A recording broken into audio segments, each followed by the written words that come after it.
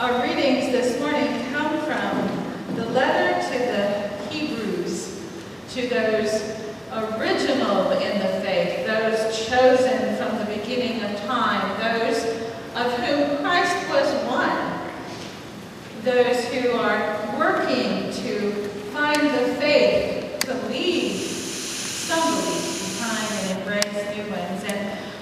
And the writer begins this passage by reminding them of their forebears, of those who went before them. And over again, the writer says, by faith, Abraham, by faith Sarah, by faith Isaac, by faith Jacob, by faith David, by faith Saul, by faith Solomon, by faith, the people. They acted by faith. And I think that is part of what he's saying. He's saying that all these people acted by faith. And we tend to think that this faith is something that they had, that they grabbed. My glass, it's a thing. But by, and here's the English teacher in me, it's a preposition. A preposition is that which shows relationship among two different things. It shows relationship. When I was teaching, I would say, okay, you want to know what a preposition is? Think of the bridge. What can you do with a bridge? Over the bridge, under the bridge, to the bridge, across the bridge.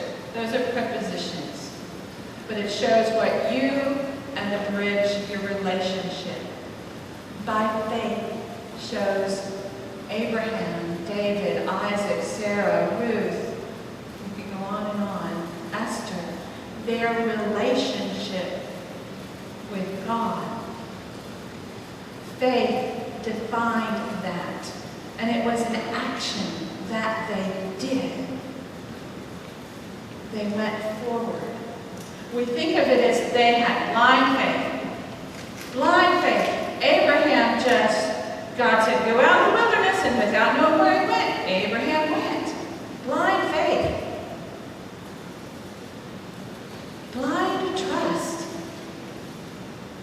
But I would prefer to think of it as visioned truth.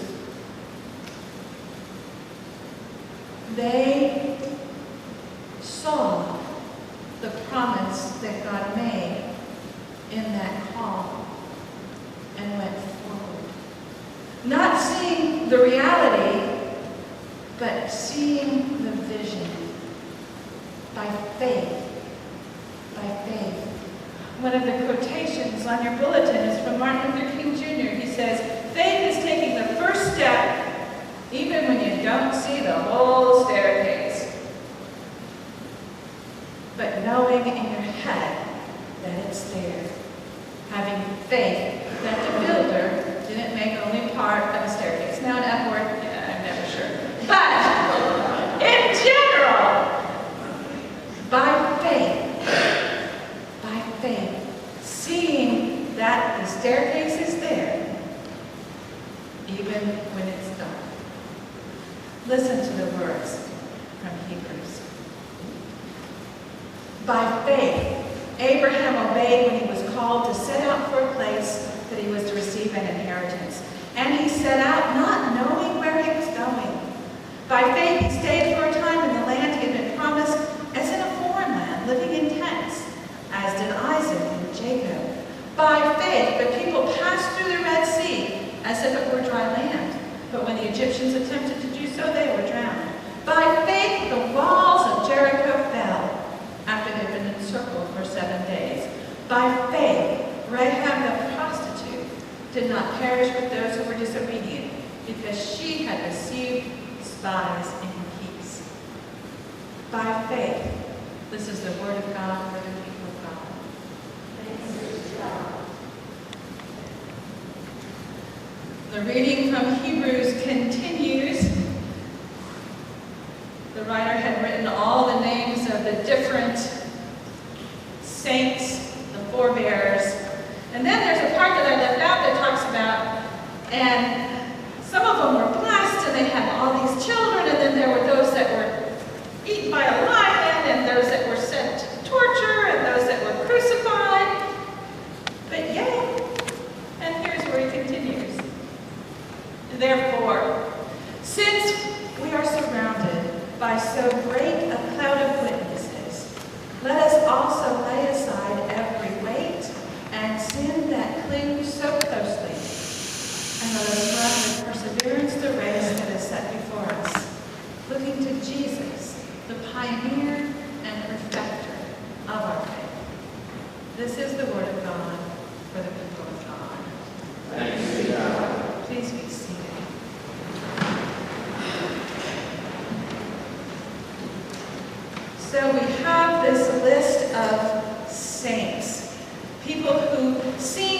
done incredible things in the name of God, who have stepped out in this faith, trust, belief, certainty, assurance of God's promise.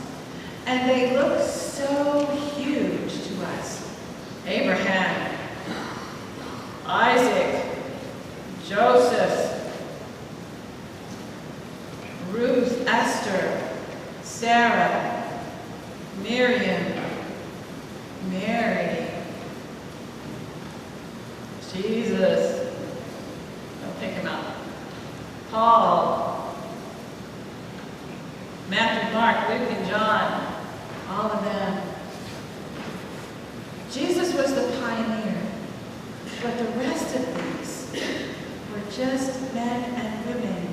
We think of them as being incredible, but all they were was normal, everyday people of faith. People who heard God calling, and we don't know if they answered the first call, or if, like us, probably they heard it many, many times before they said, okay, you've nagged me enough. I'm tired of hearing your voice. All right, I'll do it. I'll step forth. Whatever it is you call me to do, I accept it. They were people with feet of clay. Abraham did a whole lot of lying and cheating on his way into the wilderness. We know about David. Lied, cheating, adulterer, murderer. Rahab, she was the prostitute that hung a flag out the window so that the spies, after the spies came and she sheltered them, and they said, hang this little thing out your window and we won't kill your family when we invade the town. But she was a prostitute. These were not perfect people. They were just like us. But because they lived in relationship with God, because they could see the vision of what God had planned, they took that step of faith, that leap. They went forward, saying, okay, I see the big picture. I can't see the road in front of me, but I'll step forward. And with each step, another of the world's reality became visible, but another piece of God's reality came to fruition because they lived in faith. We get that part, but how do we do it? The writer has laid out all these people and said, like the song we sang earlier, and there's not any reason, no, not the least, that you can't be one too. You might be a soldier, and one was a queen, and one was a shepherdess, and let's see, one was a priest, one was slain by a fierce wild beast. You got lots of choices that might happen to you. You might become a queen, but you might be eaten by the lion. But you're called to be on the journey with God. And then, even the bad stuff, you can see the glory to come. We do that, the writer says, by laying aside every weight and sin that clings to us and run the race. And so we look at that analogy of running a race, and we all know that I am not a runner. I ceased running many decades ago. But I know a little bit about running, and I know a little bit about going to the gym. And I don't go in my robe when I go to the gym. I do not wear my parents. When I go to the gym, I put on gym clothes so that I can move freely. And when I look at the athletes, the Olympic runners, they take off just about everything they can so they can run.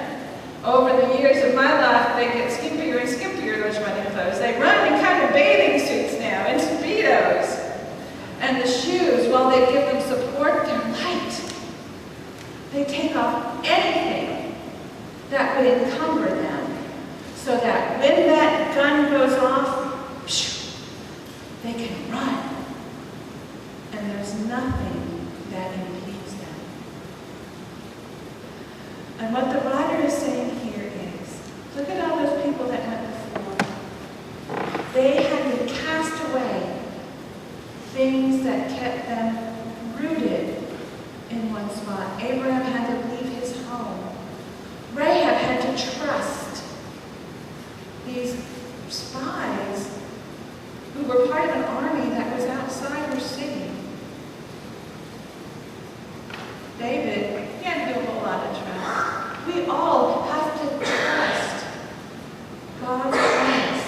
I'm going to make you king and I'm going to make you a good one, despite all your foolishness. I'm going to be there. I'm going to take you out and I'm going to make you the father of zillions. But you got to take the first step and leave home. Leave home. When David went to fight Goliath, remember Saul put him in his armor?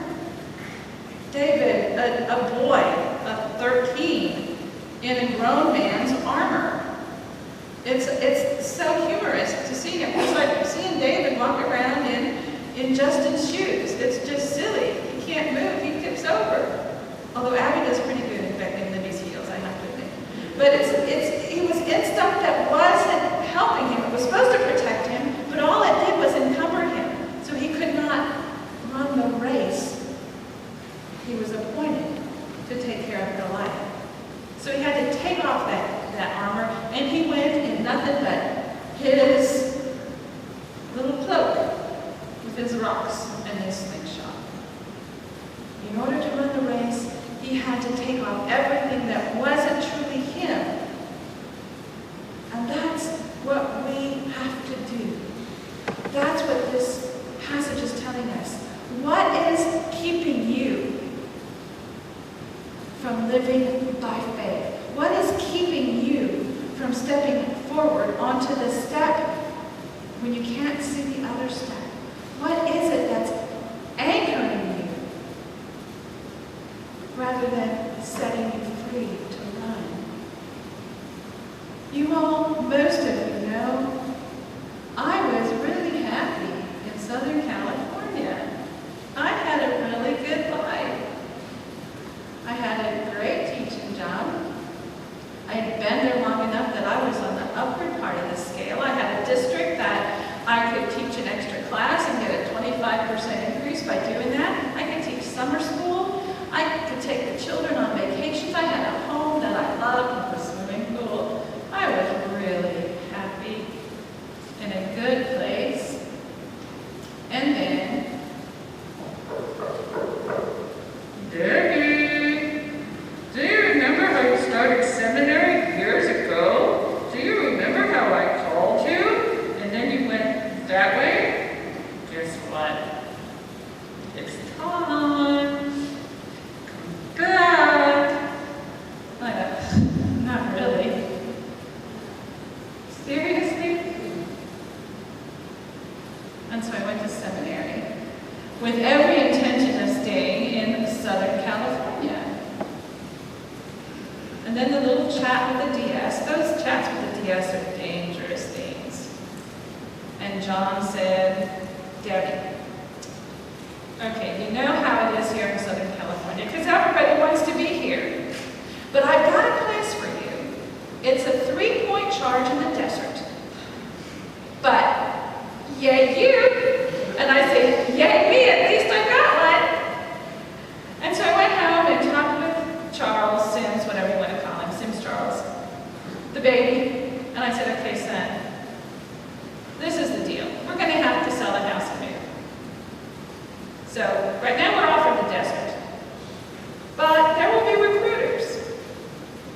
Maybe we could go someplace else. And my head was like, you know, Colorado, Florida.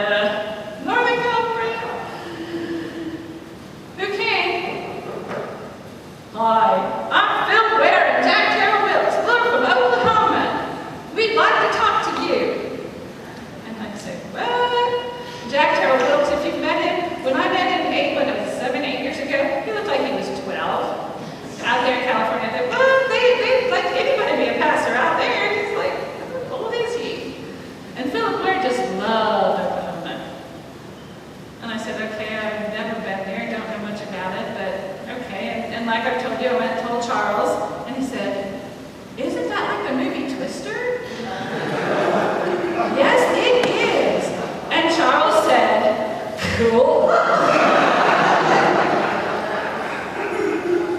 And so, we came out and visited. And we met at Light and Wesley. We didn't meet Martin yet, but we had met Wesley. And Wesley and Charles hit it off. They're going to be in the same class together at Putnam City High School, which is where Elizabeth is now teaching, isn't life strange. And came home, and Charles said, we can do this.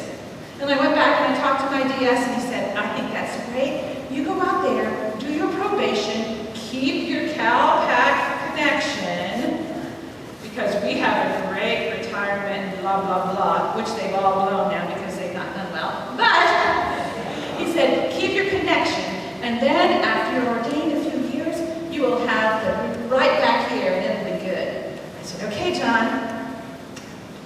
And then I got the call from Grayson Lucky, who was head of the Board of Ordained Ministry, and he said, okay, you ready to come? I said, absolutely.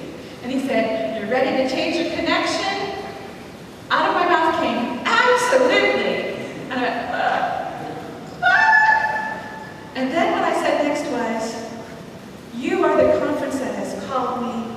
You are the conference that has given me a place to come. You are the conference to which I will belong. And I took a step off what really seemed like a high, high ledge. In faith. And I sold my house as quick as I could, turned over the key, got a check, packed up a truck and a family, and headed east. And we have not truly looked back. We have been blessed and blessed and blessed. And Mom, don't you not like the weather? Mom's here. And Elizabeth, she met Justin. And now we have Abby and David. And Rebecca has Anna. And Charles has Martin. And a college education that he's working on, and friends, and a full life. We have been so blessed. But only because in that moment,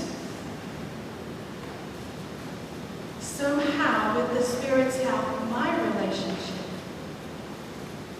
with God was in faith. And I could step out and go to a strange, strange land,